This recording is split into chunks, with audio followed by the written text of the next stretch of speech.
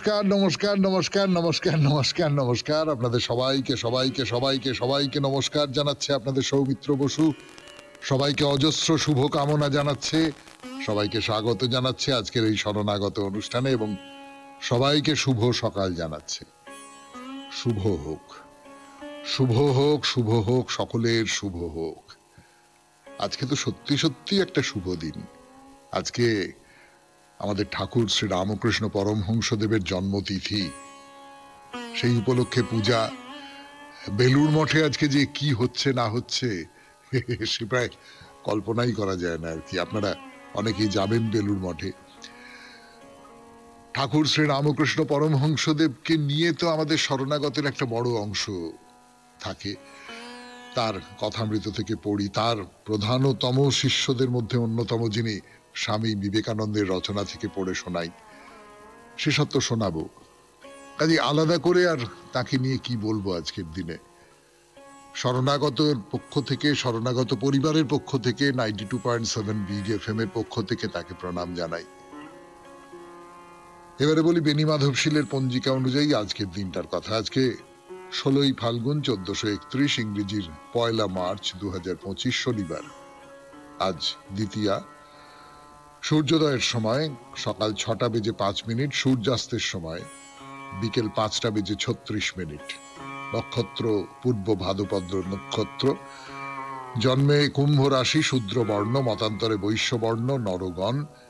দিনের বেলা 8টার সময় মীন রাশি, বিপ্রবর্ণ।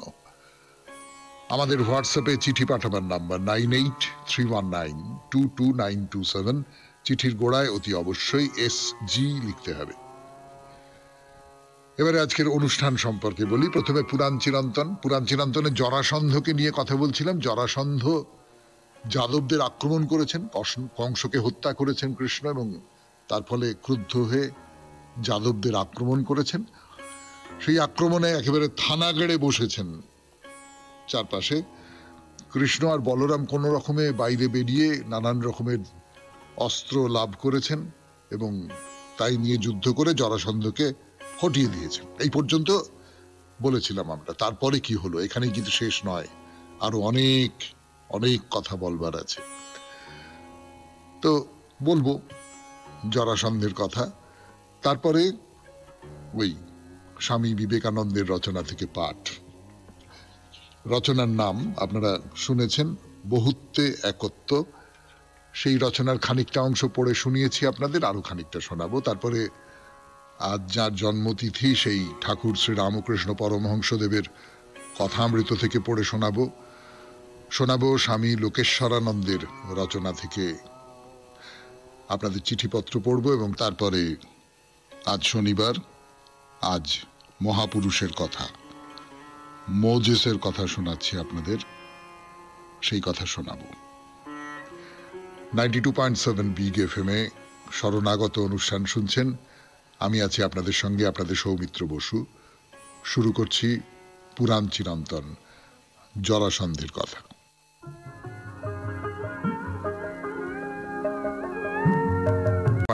বিগ এফএম এ শরণাগত অনুষ্ঠান শুনছেন। তো যেটা বলছিলাম যে জরাসন্ধ, তার সঙ্গে যুদ্ধ হলো, কৃষ্ণ এবং বলরামের যুদ্ধ হলো, এবং যুদ্ধে একেবারে মানে ভয়ঙ্কর একটা যুদ্ধ হলো, এবং যুদ্ধে জরাসন্ধ হটে গেলেন, পিছু হাঁটলেন। পুরোপুরি পরাস্ত হয়েছিলেন না, খানিকটা পর্যন্ত রণকৌশল হিসেবে একটু পিছিয়ে গিয়েছিলেন, সেইটা বলা যায় না।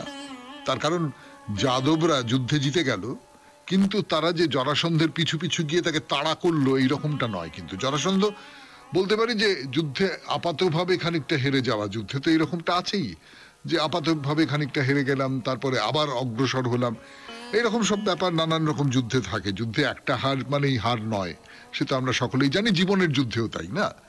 জীবনের যুদ্ধেও তো একবার বিফল হলাম, হেরে গেলাম, ফিরে এলাম, আবার শুরু করলাম। একটা লেখা পড়ছিলাম এক জায়গায়, যে সেটা অবশ্য যুদ্ধ বলে বলা নেই, প্ল্যান বলে বলা আছে। হ্যাঁ, পরিকল্পনা। যে যদি তোমার কোনো একটা কাজ ব্যর্থ হয়, তাহলে তুমি পরিকল্পনাটাকে পাল্টাও, তোমার লক্ষ্যটাকে নয়। ভারী সুন্দর কথা না? পরিকল্পনাটাকে পাল্টাও, অন্যরকম ভাবে যাবার চেষ্টা করো, কিন্তু যেটাকে লক্ষ্য হিসেবে স্থির করেছো সেইটাকে পাল্টিও না। তো যাই হোক, সেটা তো অন্য কথা, আমাদের ব্যক্তিগত জীবনের উপদেশের কথা। তো এই যে জরাসন্ধ পিছিয়ে গেলেন, তার ফলে মথুরাপুরী সাময়িকভাবে অন্তত সুরক্ষিত হলো বলা যায়। কৃষ্ণ জরাসন্ধের পেছু পেছু গেলেন না। তার মনে হলো যে না, মথুরাটাকে বাঁচাই, মথুরাটাকে ঠিকঠাক করি, পেছনে গিয়ে গিয়ে গিয়ে যুদ্ধ করে কোনো লাভ নেই, মথুরাকে নিরাপদ রাখবার চেষ্টা করি। তবে যাদবরা, বৃষ্ণিরা তারা খুব ভালো করে জানতেন যে জরাসন্ধ পুরোটা হার মানেনি। খানিকটা পর্যন্ত সাময়িকভাবে হয়তো তাকে হারিয়ে দেওয়া গেছে, কিন্তু পুরোপুরি পরাজিত করা সেটা হয়নি। বেশি দিন জরাসন্ধের প্রকোপ থেকে মুক্তি পাওয়া যাবে না, নিস্তার পাওয়া যাবে না, এটা তারা বুঝতেই পেরেছিলেন। জরাসন্ধ আপাতত মগধে ফিরে গেছে, কিন্তু আবার ফিরে আসবে। এই জরাসন্ধ যখন মথুরা আক্রমণ করেছিলেন, তখন এই যদু, বৃষ্ণি এদের নেতা কে হবেন? তিনি নেতা হলেন কংসের বাবা উগ্রসেন। উগ্রসেনকে বন্দী করেছিল কংস, বন্দী করে নিজে রাজা হয়েছিল। উগ্রসেন কংসের শত্রু, তাহলে উগ্রসেনকেই নেতা করা হলো। তা কৃষ্ণ আবার উগ্রসেনকেই মথুরার সিংহাসনে বসিয়ে দিলেন। তা উগ্রসেন তখন বৃদ্ধ হয়েছেন। এই উগ্রসেনকে কেন্দ্র করেই জরাসন্ধকে কি করে হারানো যায়, কি করে প্রতিরোধ করা যায়, সেইটা নিয়ে এরা খুব ভাবছেন। ভাবুন, আমরা একটু গান শুনে নিই, তারপরে আবার ফিরে আসছি জরাসন্ধের কথায় 92.7 বিগ এফএম এ শরণাগত অনুষ্ঠানে পুরাণ চিরন্তন। পুরাণ চিরন্তন নিয়ে 92.7 বিগ এফএম এ শরণাগত অনুষ্ঠানে শুনছেন। তো যেটা বললাম, উগ্রসেন হচ্ছেন রাজা, এবং জরাসন্ধ যদি আবার আক্রমণ করবেই, তাহলে কিভাবে কি করে তা করা যায় সেইটা নিয়ে সকলে মিলে বসেছেন। তা বিকদ্রু বলে একজন, বিকদ্রু তিনি খুব একজন বড় নেতা আর কি, এবং এই নগর রক্ষা ইত্যাদি ইত্যাদি ব্যাপারে, যুদ্ধ, এই সমস্ত ব্যাপারে খুব অভিজ্ঞ একজন লোক বিকদ্রু। তা তিনি কৃষ্ণকে বললেন, কৃষ্ণ দেখো, জরাসন্ধের সঙ্গে যুদ্ধ করবার শক্তি তোমার আছে, এবং যুদ্ধ যদি লাগে তো আমরা সবাই তোমার সঙ্গে আছি, এতে কোনো সন্দেহ নেই। কিন্তু একটা কথা মনে রেখো, যে সমস্ত রাজার মাথার উপর বসে আছে ওই জরাসন্ধ, অসম্ভব ক্ষমতা তার, মহাবলশালী বলতে যেটা বোঝায়, তার অসংখ্য সৈন্য, এবং তার তুলনায় আমাদের শক্তি অনেক কম, অনেক কম। এবং এই যে মথুরাপুরী, শত্রুরা যদি এসে এখানে একদিন অবরোধ করে, তাহলেই এই পুরীর সমস্ত কিছু নিয়ে একবারে হুড়মুড় করে ভেঙে পড়বে। আমাদের এই যে মথুরার দুর্গে, এখানে যথেষ্ট পরিমাণে খাবার দাবার নেই, জ্বালানি নেই, তার মধ্যে একটা দুর্গ চারপাশে উঁচু প্রাচীর দিয়ে ঘেরা থাকে, সেই সমস্ত কিছু নয়। এই পুকুরের চারপাশে তো একটা পরিখা ছিল, জলের একটা ইয়ে ছিল, জল দিয়ে ঘেরা, তো সেটাও মজে গেছে, সংস্কার করা হয় না। ফলে এখান দিয়ে খুব অনায়াসে শত্রুপক্ষ চলে আসতে পারে। আমাদের তো অস্ত্রশস্ত্রের প্রহরা, মানে যা কিছু দিয়ে একটা দুর্গ সুরক্ষিত থাকে তার কিছু নেই। নগরে যতগুলো অস্ত্রাগার আছে সেগুলোও খুব, তার সংস্কার দরকার, কিচ্ছু করা হয়নি এসব। নগররক্ষী পুরুষেরাও এসব দিকে নজর দেওয়ার প্রয়োজন মনে করেনি, কেননা কংস বলেছে আমি যথেষ্ট শক্তিশালী, আমার এই নগর রক্ষার কোনো প্রয়োজন আমার নেই। কিন্তু কংস মারা যাবার পর যে নতুন পরিস্থিতি তৈরি হয়েছে, এবং সত্যি সত্যি মথুরাপুরী একটা উন্নতির দিকে পা বাড়াচ্ছে, তো তখন এই দেশ যদি শত্রু অবরোধ করে রেখে দেয়, তবে একদিনও সেই অবরোধ সহ্য করবার ক্ষমতা আমাদের নেই। এই হলো সমস্যাটা। এই সমস্যা নিয়ে আজকে আর কথা বলা যাবে না, সময় হয়ে গেছে। এখন স্বামী বিবেকানন্দের রচনা থেকে পড়ে শোনাবো আপনাদের। রচনার নাম আগেই বলেছি, বহুত্বে একত্ব, তার খানিকটা অংশ পড়েছি, আরো খানিকটা অংশ পড়ে শোনাবো 92.7 বিগ এফএম এ শরণাগত অনুষ্ঠানে। তার আগে গান।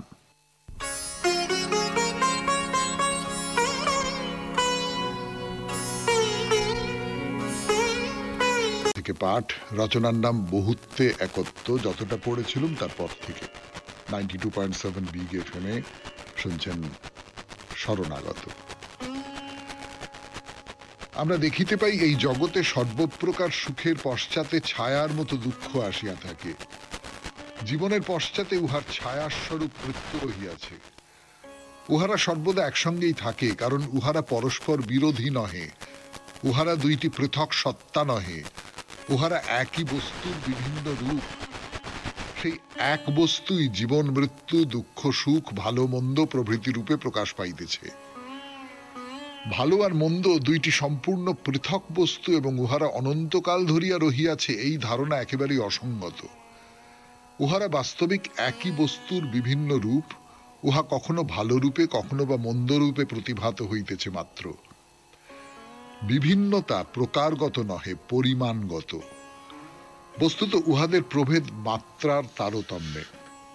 আমরা বাস্তবিক দেখিতে পাই একই স্নায়ু প্রণালী ভালো মন্দ উভয়বিধ প্রবাহই বহন করিয়া থাকে, কিন্তু স্নায়ুমণ্ডলী যদি কোন রূপে বিকৃত হয়, তাহা হইলে কোনরূপ অনুভূতি হইবে না। মনে করো কোনো একটি বিশেষ স্নায়ু পক্ষাঘাতগ্রস্ত হইল, তখন তাহার মধ্য দিয়া যে সুখকর অনুভূতি আসিত তাহা আসিবে না, আবার দুঃখকর অনুভূতিও আসিবে না। এই সুখ দুঃখ কখনোই পৃথক নয়, উহারা সর্বদাই যেন একত্র রহিয়াছে। আবার একই বস্তু জীবনে বিভিন্ন সময়ে কখনো সুখ কখনো বা দুঃখ উৎপাদন করে। একই বস্তু কাহারও সুখ কাহারও দুঃখ উৎপাদন করে। মাংস ভোজনে ভোক্তার সুখ হয় বটে, কিন্তু যে প্রাণীর মাংস খাওয়া হয় তাহার তো ভয়ানক কষ্ট। এমন কোনো বিষয়ই নাই যাহা সকলকে সমভাবে সুখ দিতেছে। কতকগুলি লোক সুখী হইতেছে, আবার কতকগুলি লোক অসুখী হইতেছে, এইরূপ চলিবে। অতএব স্পষ্টই দেখা গেল দ্বৈত ভাব বাস্তবিক মিথ্যা। ইহা হইতে কি পাওয়া গেল? আমি পূর্ব বক্তৃতায় বলিয়াছি, জগতে এমন অবস্থা কখনো আসিতে পারে না যখন সবই ভালো হইয়া যাইবে, মন্দ কিছুই থাকিবে না। ইহাতে অনেকের চিরপোষিত আশা চূর্ণ হইতে পারে বটে, অনেকে ইহাতে ভয়ও পাইতে পারেন বটে, কিন্তু ইহা স্বীকার করা ব্যতীত আমি অন্য উপায় দেখিতেছি না। অবশ্য আমাকে যদি কেহ বিপরীতটি বুঝাইয়া দিতে পারে তবে আমি বুঝিতে প্রস্তুত আছি, কিন্তু যতদিন না কেহ আমাকে উহা বুঝাইয়া দিতেছে আমি ঐরূপ বলিতে পারি না। শুনলেন স্বামী বিবেকানন্দের রচনা থেকে পাঠ। 92.7 বিগ এফএম এ শরণাগত অনুষ্ঠানে এইবার কথা অমৃত। ফিরে আসছি গানের পর। ফিরে এলাম 92.7 বিগ এফএম এ শরণাগত অনুষ্ঠান শুনছেন। এখন ঠাকুরের কথা, ঠাকুর শ্রী রামকৃষ্ণ পরমহংসদেবের কথা অমৃত থেকে পাঠ। ঠাকুর কেশব সেন সম্পর্কে বলছেন। কেশব সেন সম্পর্কে বলছেন মানে ঠাকুর যে উপদেশ দেন সেই উপদেশ কেশবচন্দ্র সেনকে দিয়েছেন, সেই কথাগুলো তার ভক্ত শিষ্যদের বলছেন। সেই কথাগুলো এর আগে ঠাকুর নানানভাবে বলেছেন। তো এর আগের যে কথামৃত থেকে পাঠ, তাতে আমরা বলছিলাম না যে ঠাকুর বলছেন কামিনী কাঞ্চন ত্যাগ করতে হবে। ওই এরকম মাছ খেলুম না, কি দুধ খেলুম না, কি সাবান মাখলুম না, সাবান ত্যাগ করলুম, দুধ ত্যাগ করলুম, এই ত্যাগগুলো খুব বড় কথা নয়। বড় কথা দুটি জিনিসকে ত্যাগ করা, একটা হচ্ছে কামিনী আর একটা হচ্ছে কাঞ্চন। এক হচ্ছে নারী, মানে বলা বাহুল্য নারীর দিক থেকে পুরুষ, এইরকম করেই তো আমরা দেখবো আধুনিক কালে, এবং বা ভোগ, সোজা কথায় ভোগ। আর আরেকটা হচ্ছে কাঞ্চন, অর্থ, বিত্ত, সম্পত্তি, সম্পদ। এই দুটোকে ত্যাগ করতে না পারলে ঈশ্বরকে পাবে না। তোমার যে যথার্থ গভীর জ্ঞান, সেই জ্ঞানটা তুমি লাভ করতে পারবে না। কিন্তু সংসারে থাকলে যে বিপদটা হয়, সেই বিপদের কথাটা ঠাকুর বলছেন। যদিও তিনি সংসারে থেকেই সাধন ভজন করার পক্ষপাতী, যারা সন্ন্যাসী তারা সন্ন্যাসী, ছেড়ে দাও। কিন্তু সংসারে থাকলে অনেকগুলো সুবিধে আছে। সংসারে থাকলে খাওয়া পড়ার অভাবটা থাকছে না, অর্থাৎ শারীরিক যে চাহিদাগুলো, সেই চাহিদাগুলো মিটে যাচ্ছে। মিটে যাওয়ার ফলে তুমি নিশ্চিন্তে সেই চাহিদা মিটিয়ে তুমি সাধন ভজন করতে পারো, তাকে ডাকতে পারো, ভগবানকে ভক্তি করে ডাকতে পারো, ঠিক আছে। কিন্তু এই যে আমার চারপাশে অনবরত নানান প্রলোভন আমাকে হাতছানি দিয়ে ডাকছে, এইটা তো বড় বিপদ না? আপনি মনে করলেন যে আমি মনে মনে কামিনী কাঞ্চন ত্যাগ করলাম, কিন্তু অনবরত আপনার চারপাশের যে প্রকৃতি, তার মধ্যে কামিনী আছেন, আপনার চারপাশের যে সমাজ, আপনার চারপাশের যা কিছু, তার মধ্যে কাঞ্চন আছে, তারা আপনাকে অনবরত ডাকছে, আহ্বান করছে। তো ঠাকুর কি বলছেন? বলছেন যে ঘরে জলের জ্বালা আর আচার তেঁতুল, সেই ঘরে বিকারী রোগী থাকলে কেমন করে ভালো হয়? মাঝে মাঝে নির্জনে যেতে হয়। তো একটা মজার গল্প বলি আপনাদের, যে আমি তো অভিনয় করি, আপনারা জানেন অনেকে। তো একবার একটি নাটকে, সেই নাটকে আমার বেশ গুরুত্বপূর্ণ চরিত্র, মানে সারা নাটকটা জুড়েই আমাকে অভিনয় করতে হয়। সেই নাটকটা হবার আগে সাজঘরে তো কি একটা ওরকম তেঁতুলের আচার না কি একটা খাচ্ছিল, তো আমাকে দিয়েছে। আমি অত ভেবে চিনতে দেখিনি, ভেবে চিনতে দেখা উচিত ছিল, তার কারণ আমি তো কথামৃত পড়েছি, ফলে আমি তো এই উপমাগুলো জানি। তখন মনে হয়নি, আমি একটু তেঁতুলের আচার খেয়েছি আর কি। তো যাই হোক, তারপরে নাটক শুরু হয়েছে। নাটক শুরু হবার পরে ক্রমাগত মুখে জল কাটছে, তো মহা বিপদ হয়ে গেল, সংলাপ বলাই যাচ্ছে না। এইটা আমি খুব ঠেকে শিখেছিলাম আর কি। যাই হোক, 92.7 বিগ এফএম এ শরণাগত অনুষ্ঠানে শুনছেন কথামৃত থেকে পাঠ। পাঠ করে শোনাচ্ছি আমি, আপনাদের সৌমিত্র বসু। ফিরে আসছি গানের পর। কথা ঠাকুর শ্রী রামকৃষ্ণ পরমহংসদেবের কথা। তো আমার যে ব্যক্তিগত গল্পটা শোনাচ্ছিলাম আপনাদের, দেখুন ওই যে লোভটা, ওই কাছে তেঁতুল থাকলে জিভের মধ্যে জল চলে আসে। তো বিকারের যে রোগী, সে কেমন করে ভালো হয়? জলের জ্বালা যদি থাকে, তার তো অনবরত তেষ্টা পাবে, সে কেমন করে ভালো হয়? ফলে সংসারে থাকলে হাজার রকমের প্রলোভনের মধ্যে আপনাকে থাকতে হবে। আপনি কি সংসার ত্যাগ করে যাবেন? না না, সেটাও তো হবে না। আমরা সংসার ত্যাগ করে সন্ন্যাসী হয়ে সবাই চলে যাব, তা তো নয়। মাঝে মাঝে একটু নির্জনে যেতে হবে।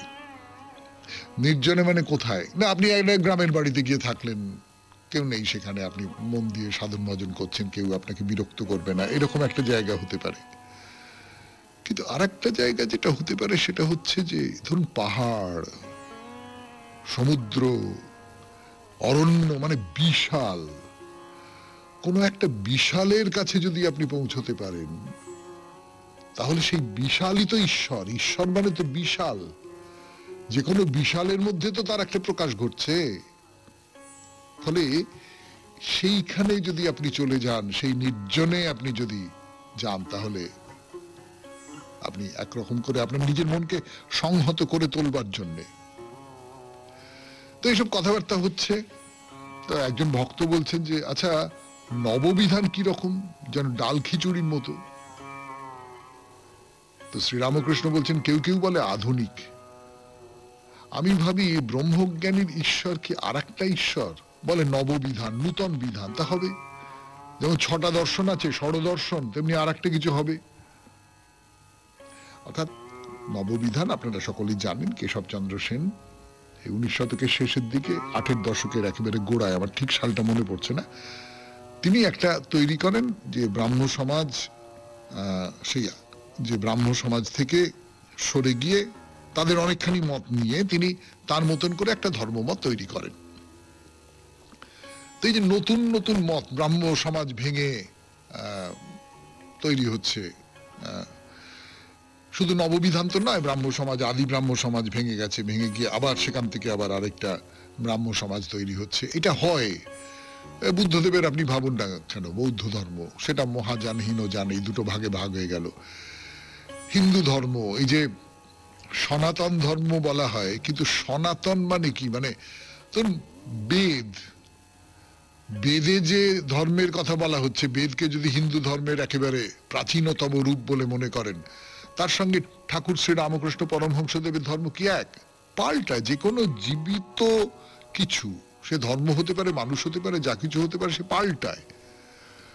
তো সেই রকম আমরা তো ধর্ম নিয়ে কথাও বলেছি এর আগে পুরাণ চিরন্তনে, দেখেছি কিভাবে মতগুলো পাল্টাতে পাল্টাতে যায়। তো সেরকম পাল্টায়। ওই রকম সনাতন স্থির বলে খুব কিছু হয় বলে আমার মনে হয় না। তো যাই হোক, যেটা বলছিলাম সেটা হচ্ছে যে এই নতুন আর একটা ধর্মমত পুরনোই একটু অন্য রকম করে দেখা হয়তো। 92.7 বিগ এফএম এ শরণাগত অনুষ্ঠানে শুনলেন কথামৃত থেকে পাঠ। এরপর গান, গানের পর স্বামী লোকেশ্বরানন্দের রচনা থেকে পড়ে শোনাবো আপনাদের। রচনার নাম যা নিয়ে আমরা সবাই খুব চিন্তিত আজকের এই ভারতে, মৌলবাদ। ফিরে আসছি, আমি আপনাদের সৌমিত্র বসু। শোনাবো রচনার নাম মৌলবাদ। যে সমস্যাটি নিয়ে আজ বহু দেশে উদ্বিগ্ন তা হলো মৌলবাদ। ভাবতে আশ্চর্য লাগে এই যুগেও বহু মানুষ শাস্ত্রের সব কথা আক্ষরিক অর্থে গ্রহণ করেন। সব ধর্মশাস্ত্রে নিঃসন্দেহে অনেক ভালো কথা বলা আছে, কিন্তু সেখানে এমন অনেক কথাও আছে যাদের অবাস্তবতা দিবালোকের মতো স্পষ্ট। শাস্ত্রে আছে বলেই কি সেগুলি নির্বিচারে বিশ্বাস করতে হবে? কেউ কেউ হয়তো দাবি করবেন শাস্ত্র ঈশ্বরের বাণী, কিন্তু সেগুলি যে মানুষের কথা নয় তাই বা আমরা কেমন করে বুঝবো? এও তো হতে পারে কিছু বুদ্ধিমান মানুষ নিজেদের কথাকেই ঈশ্বরের কথা বলে চালাচ্ছেন। আর যদি ঈশ্বরের কথা হয়ও, যুক্তিবিরুদ্ধ হলে সেগুলিকে কি আমরা মেনে নেব? সমস্ত জীবের মধ্যে মানুষ এই জন্যই শ্রেষ্ঠ যে সে চিন্তা করতে পারে, বিচার করে চলতে পারে। এ যাবৎ তার যে অগ্রগতি হয়েছে তার কারণ এই যে সে ঠিক বেঠিক ভালো মন্দের পার্থক্য বুঝতে পারে। নিজের যুক্তিবুদ্ধি প্রয়োগ না করে সে যদি শুধু শাস্ত্রের উপর নির্ভর করে থাকতো, তাহলে তার অগ্রগতি সম্ভব হতো না। যে যুগে শাস্ত্র রচিত হয়েছে সেই যুগেই পড়ে থাকতো সে। উন্নতির পথে যা অপ্রয়োজনীয়, যা অন্তরায়, তা বর্জন করতে পেরেছে বলেই তার আজকের এই উন্নতি। যখনই মানুষ দ্বিধাগ্রস্ত হয়েছে, যুক্তি তখন তাকে পথ দেখিয়েছে। এই অবস্থার পরিবর্তন হলে মানব জাতির ভবিষ্যৎ অন্ধকার। কিন্তু যুক্তি কি সর্বদাই নির্ভুল? তা কি শিক্ষা, সংস্কার ও পরিবেশের দ্বারা প্রভাবিত হয় না? একজন পরিণত মানুষ ও একজন শিশুর যুক্তি কি এক? একজন শিক্ষিত মানুষ যত সুস্পষ্টভাবে ও যুক্তিসঙ্গতভাবে চিন্তা করতে এবং তর্ক করতে পারবেন, একজন অশিক্ষিত মানুষ কি তা পারবেন? তাই একথা সত্যি যে নিজের বুদ্ধির উপর সবসময় নির্ভর করা যায় না। বিচক্ষণ মানুষেরা যা বলেন, যা করেন তাও লক্ষ্য করতে হয়। যথাসাধ্য এদের অনুসরণ করে চলাই উচিত। কিন্তু বিচক্ষণ মানুষের কথা বা কাজের সঙ্গে যখন নিজের যুক্তির বিরোধ ঘটবে, তখন নির্দ্বিধায় নিজের বুদ্ধি বিবেচনা অনুসারেই কাজ করা উচিত, ফলাফল যাই হোক না কেন। বিশ্বাসের চেয়ে যুক্তি অনুসারে চলাই শ্রেয়। বর্তমান ধর্মগ্রন্থের সব কথা চোখ বন্ধ করে মেনে চলার যে প্রবণতা দেখা যাচ্ছে সেটি বোঝা কঠিন। এই প্রবণতা যাদের মধ্যে আছে তারা এতদূর ধর্মান্ধ ও গোঁড়া যে ব্যক্তিগত এবং সামাজিক যেসব বিধিনিষেধের কথা শাস্ত্রে বলা আছে তার থেকে একচুল এদিক ওদিক হওয়া তারা বরদাস্ত করেন না। সময় যে বদলেছে সে কথা তারা মানতেই চান না। তাদের ধারণা একমাত্র তাদের ধর্মশাস্ত্রে সব সত্য বলা আছে, সেখানে যে কথা নেই তা কখনোই সত্য হতে পারে না। এই কারণেই অন্যান্য ধর্মকে ঘৃণা করেন তারা, মনে করেন সেগুলি মিথ্যা এবং সম্ভব হলে সেগুলিকে তারা ধ্বংস করতেও প্রস্তুত। তারা বোঝেন না যে সব ধর্মেই এমন কিছু সত্যের কথা বলা আছে যা সনাতন বা চিরকালীন, এবং সেই সঙ্গে এমন কিছু কথা আছে যা একটা নির্দিষ্ট সময়ের জন্য উপযোগী। এই দুয়ের পার্থক্যটা আমাদের বুঝতে হবে। সনাতন সত্যগুলি গুরুত্বপূর্ণ, সাময়িক প্রয়োজন মেটাতে যে বিধিনিষেধের ব্যবস্থা সেগুলি নয়। এই মুখ্য গৌণ অংশগুলির তাৎপর্য বুঝতে না পারার দরুনই মৌলবাদের জন্ম। মানধাতার আমলের জরাজীর্ণ কুসংস্কার আঁকড়ে থাকলে সমাজের প্রগতি রুদ্ধ হয়ে যায়। তাই যা অগ্রগতির পথরোধ করে তাকে ত্যাগ করার মনোবল সমাজে থাকা চাই। যা প্রাচীন তাই শ্রেষ্ঠ, এই ধারণাই উন্নতির সবচেয়ে বড় প্রতিবন্ধক। সত্যের অন্বেষণে জীবন, সত্যকে জানা হয়ে গেছে ভাবলে অগ্রগতির আকাঙ্ক্ষাটাই মরে যায়। বুদ্ধি ও অভিজ্ঞতার সাহায্যে সত্যের অনুসন্ধান চালিয়েই যেতে হয়। মৌলবাদ এই কারণেই ভ্রান্ত যে তার কাছে এই অন্বেষণের কোনো উপযোগিতা নেই। ভ্রান্ত এই কারণেও যে দেশে দেশে যুগে যুগে এই অন্বেষণের চেহারা যে আলাদা হতে পারে তা সে স্বীকার করে না। শুনলেন স্বামী লোকেশ্বরানন্দের রচনা থেকে পাঠ, মৌলবাদ। এরপর গানের পর আপনাদের চিঠিপত্র। আমি আছি আপনাদের সঙ্গে, আপনাদের সৌমিত্র বসু। বিগ এফএম এ শরণাগত অনুষ্ঠানে বামুনগাছি বি রোড সালকিয়া থেকে চিঠি লিখেছেন রাজীব গোস্বামী। পড়ব রাজীব বাবুর চিঠি। খুব নাটকীয় করে শুরু করেছেন চিঠিটি। আরে ও मंगली मंगली रे, कहाँ गई? बाबू आया है, जल्दी आओ बेटी। তা বটে, কোথা হইতেছ? বললাম কলকাতা। বেশ বটে, বেশ। এবারে মঙ্গলিকে দেখিয়ে অশীতিপর বৃদ্ধা বলে চললেন, ও আর বড় কষ্ট। মা মরা বেটি এতটুকুন ভাই আর বাপকে লিয়া থাইকে সব কাম করে, আর বাবু বিবিদের লিয়ে হুই জঙ্গলের পানে লিয়ে যায়, আর যা পায় উহাতেই উহার চলে। 6 কি 7 বছরের একটি রোগা পাতলা খালি পায়ের কৃষ্ণকলি, কতদিন উস্কো খুস্কো চুলে তেল না পড়া এক কন্যা রত্নের আবির্ভাব হলো। কিছুটা অদূরে হেলে পড়া সূর্যের মিষ্টি পরশ তাড়িয়ে তাড়িয়ে উপভোগ করছিল সোয়েটারহীন জানুয়ারি মাসের হিমেলি হাওয়াকে চ্যালেঞ্জ ছুড়ে দিয়ে তার উলঙ্গ ভাইয়ের সঙ্গে। অপেক্ষা কখন বাবু বিবিরা আসবে তাদের এই আদিবাসী অধ্যুষিত প্রায় পাণ্ডব বর্জিত ঘাটশিলার এই ধারাগিরি জলপ্রপাত প্রান্তরে ভ্রমণকারীদের জন্য। যেতে হয় জঙ্গলের ভিতর দিয়ে, তাই স্থানীয় পথপ্রদর্শক নিতে হয়। তবে না নিলেও চলে, কিন্তু তাদের সাহায্য নিলে তাদের আর্থিক সাহায্য হয়, তাই অতি অবশ্যই নিলাম। আমার রত্নটি আর ওই প্রকৃতির কোলে জীবন সংগ্রামে লিপ্ত রত্নের সাথে আমার প্রাণের রত্নটির বন্ধুত্ব গড়ে উঠল। এক প্রকার মঙ্গলি দিদির ন্যাওটা হয়ে উঠল। তবেই না রতনের রতন চেনে। পথের ধারে দোকানপাট, জিজ্ঞেস করি, কি নিবি রে মঙ্গলি? হাতের ইশারায় ঝুলতে থাকা চিপসের প্যাকেটকে ইঙ্গিত করলো। হাতে তুলে দিতেই হাসিতে মুখ ভরে উঠল। সত্যি এতটুকু সামান্য জিনিসেই সন্তুষ্ট। কত উদার হৃদয়ের মানুষেরা। ঠিক মানুষ মানুষের জন্য। মুখোশ পরা দুমুখ মিষ্টি মুখের লোক দেখানো নকল মানুষ নন, বরং তারা প্রকৃতই রূপসাগরের মনের মানুষ, কাঁচা সোনা। ঠিক যেমনটি জানবাজারের রানীমার ছোট ভরসা জোর দিতেন যার ওপর সেই মান এবং হুঁশ, তাহাই বিদেশ বিভুঁইয়ে চাক্ষুষ পরিলক্ষিত হইল বটে এক। আগামী 1 মার্চ ছোট ভরচাজের জন্মতিথি উপলক্ষে সবাইকে বিনীত নিবেদন এই যে, যদি হাঁটু অনুমতি দেয় তাহলে প্রত্যুষ থেকে সায়াহ্ন পর্যন্ত বেলুড় মঠের শয়ন মনন নিদিধ্যাসন ও নিজ চামচ দ্বারা ভোগ সেবনে নিমগ্ন হন। প্রার্থনা করি, আমার মাথা নত করে দাও হে তোমার পাদপদ্মের তলে। নমস্কারান্তে রাজীব গোস্বামী, বামুনগাছি বি রোড সালকিয়া। হ্যাঁ, ঠিকই বলেছেন। এই যে অসম্ভব অভাবের মধ্যে আছে এই মানুষগুলো, এই বাচ্চাটা, তার মানে একটু ওই চিপসের প্যাকেট পেলেই তার জীবন ধন্য হয়ে যায় আর কি। আসলে এটাও একটা ব্যাপার যে অভাবের মধ্যে থাকলে মানুষ খুব অল্পেই সন্তুষ্ট হতে পারে। আর আমরা যারা অতটা অভাবের মধ্যে নেই, আমরা যারা বেশ খানিকটা সম্পন্ন, তাদেরই হয় আর কি, মানে কোনো কিছুতেই তুষ্ট নই, কোনো কিছুতেই খুশি নই, কোনো কিছুতেই কোচকানো গুরু সোজা হয় না, এই আর কি। তাহলে চিঠিপত্র এখানেই শেষ। এরপর আজ শনিবার, মহাপুরুষের কথা, মোজেসের কথা বলছিলাম আপনাদের। মোজেস এসে পৌঁছেছেন সিনাই পর্বতের কাছে, তার শ্বশুর যেখানে আছেন সেইখানে।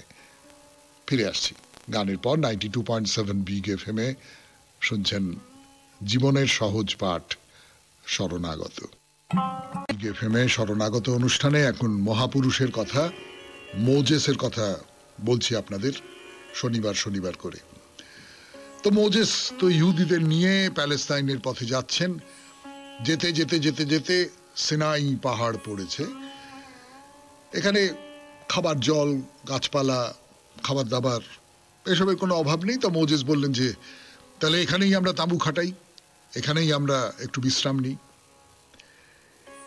এইখানে থাকেন মোজেসের শ্বশুর জেথ্রো, মনে আছে তার নাম? তো সেই জেথ্রো, তার স্ত্রী, দুই ছেলে সঙ্গী সাথীদের নিয়ে সেই পথ ধরে যাচ্ছিলেন। তো অপরিচিত বহু মানুষকে সেখানে দেখে তারা একটু ভয় পেয়ে গেছেন। কাছে আসতে বুঝতে পারলেন যে এরা ইহুদি। তো বহুদিন বাদে শ্বশুর স্ত্রী পুত্রদের দেখে খুব খুশি মোজেস, তাদের নিজের তাঁবুতে নিয়ে গেলেন। জেথ্রো মোজেসের কাছ থেকে সমস্ত বৃত্তান্ত জানতে পারলেন, বুঝতে পারলেন যে এই মোজেস, তার জামাই, কোনো সাধারণ মানুষ নন। ঈশ্বরের কৃপা আছে তার উপর, তিনি অলৌকিক শক্তিধর পুরুষ। এবং মোজেসের মুখে তিনি যেহোবার কথা শুনলেন। যেহোবার কথা শুনেও যেহোবা এত রকম ভাবে এই ইহুদিদের রক্ষা করেছেন সেই সব কথা শুনলেন। শুনে তিনি তো উপজাতি সম্প্রদায়ের পুরোহিত ছিলেন, নানান দেবদেবীর পুজো করতেন।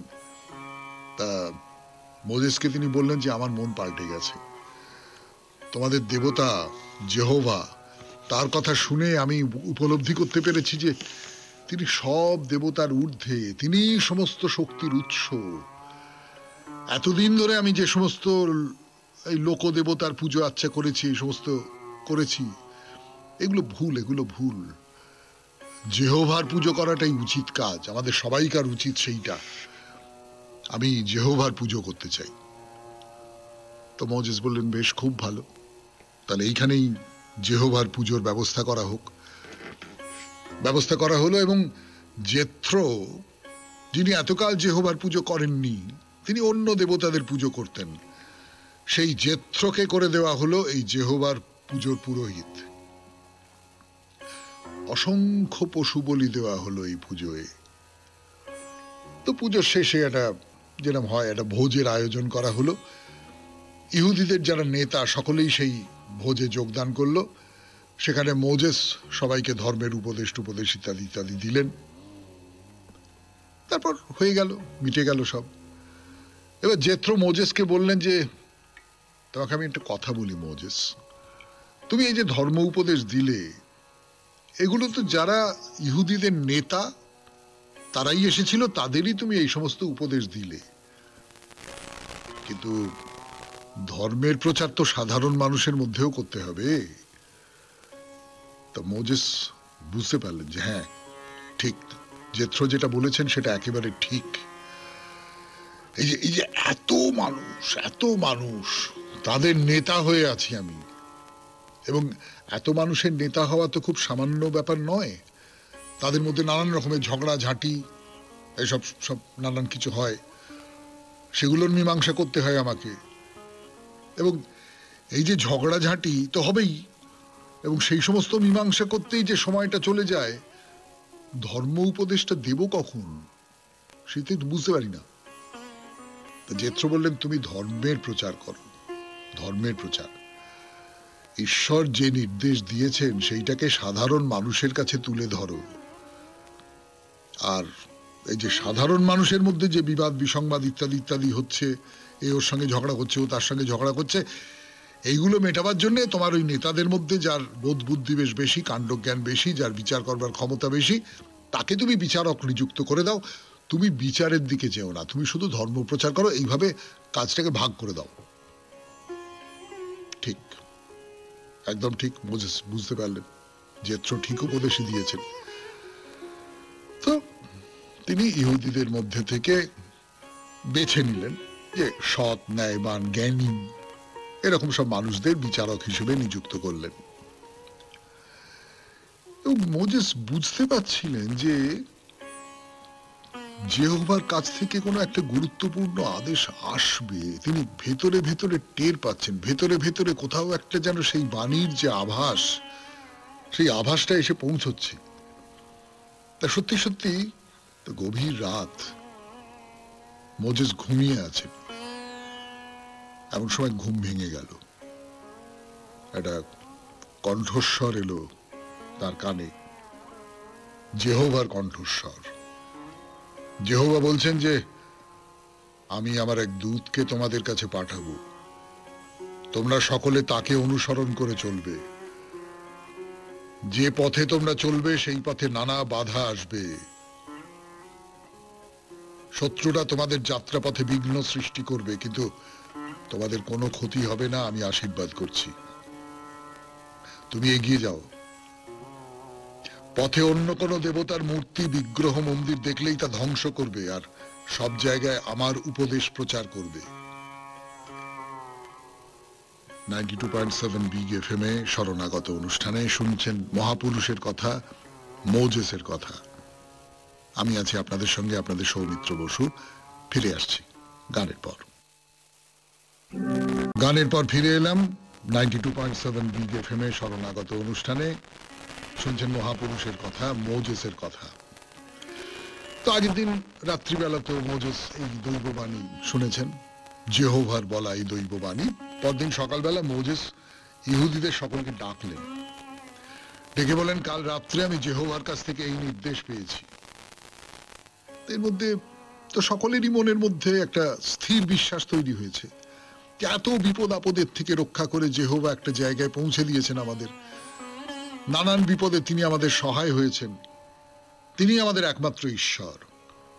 আর মোজেস হচ্ছেন আমাদের ধর্মগুরু, আমাদের নেতা, ঈশ্বরের প্রতিনিধি। তো সবাই একসঙ্গে বলল যে যেহোভা তোমার মাধ্যমে যে নির্দেশ দেবেন আমরা তো অক্ষরে অক্ষরে মেনে চলব। তা মোজেস বললেন, তাহলে তোমরা আগামী দুদিন শুদ্ধভাবে থাকবে, পবিত্রভাবে থাকবে। তৃতীয় দিনে এখানে দেবদূতের আবির্ভাব হবে, তিনি আমাদের নিয়ে যাবেন, আমরা তাকে অনুসরণ করব। দুদিন কেটে গেল শুদ্ধভাবে, পবিত্রভাবে। তৃতীয় দিন ভোর থেকে ঘন মেঘে আকাশ ছেয়ে গেল, ঘন ঘন বিদ্যুৎ চমকাচ্ছে, বাজ পড়ছে। তা ইহুদিরা সবাই একটা বিরাট প্রান্তরে এসে জমায়েত হয়েছে। আকাশে ঘন মেঘ, সেই মেঘের ভেতর থেকে একটা প্রচন্ড তীব্র একটা আলোকচ্ছটা নেমে এলো এই পৃথিবীতে। সমস্ত অন্ধকার কেটে গেল। দেখা গেল এক টুকরো মেঘ ভাসতে ভাসতে ভাসতে ভাসতে আকাশ থেকে সিনাই পর্বতের মাথায় এসে নামলো। তো সেই মেঘ থেকে একটা সাদা ধোঁয়ার কুণ্ডলী বেরিয়ে এলো। সেই কুণ্ডলী থেকে ধোঁয়া বেরিয়ে ছড়িয়ে পড়ছে, চারপাশে ছড়িয়ে পড়ছে, সিনাই পাহাড়ের সমস্ত চূড়াকে ঢেকে দিল। তো ইহুদি নারী পুরুষ যারা ছিল তারা তো ভয় পেয়ে গেছে। মোজেস বললেন, তোমরা কেউ এই পবিত্র পাহাড়কে স্পর্শ করতে যেও না যেন। এমন সময় সেই যে মেঘপুঞ্জ, সেখান থেকে একটা কণ্ঠস্বর ভেসে এলো, মোজেস তুমি পাহাড়ের চূড়ায় উঠে এসো। মোজেস দৌড়ে সেই খাড়াই পাহাড়ের দিকে এগিয়ে যাচ্ছেন। পাহাড়ে উঠছেন, এমন ভাবে উঠছেন মনে হচ্ছে তিনি যেন কোনো সমতল পথে হাঁটছেন, পাহাড় যেন কোনো বাধাই নয় তার কাছে। পাহাড়ের চূড়ায় উঠেই মোজেস শুনতে পেলেন যেহোভার কণ্ঠস্বর, হে আমার প্রিয় ভক্ত, আমি তোমার মাধ্যমে সমস্ত ইহুদিদের 10টি নিয়ম জানাতে চাই। শুধু আমাকে মানলেই চলবে না, এই 10টা নিয়ম তোমাদের সকলকে মেনে চলতে হবে। তো মোজেস বললেন যে আপনার সমস্ত আদেশ আমরা পালন করব প্রভু। যেহোভা তখন মোজেসের কানে কানে 10টা নির্দেশ দিলেন। হ্যাঁ, ঠিক ধরেছেন, 10 কমান্ডমেন্টস। এই নামে খুব বিখ্যাত একটি ছবি আছে, আপনারা সকলেই জানেন। এবং বাইবেলের ওল্ড টেস্টামেন্টে মোজেসের এই পবিত্র কাহিনী আছে।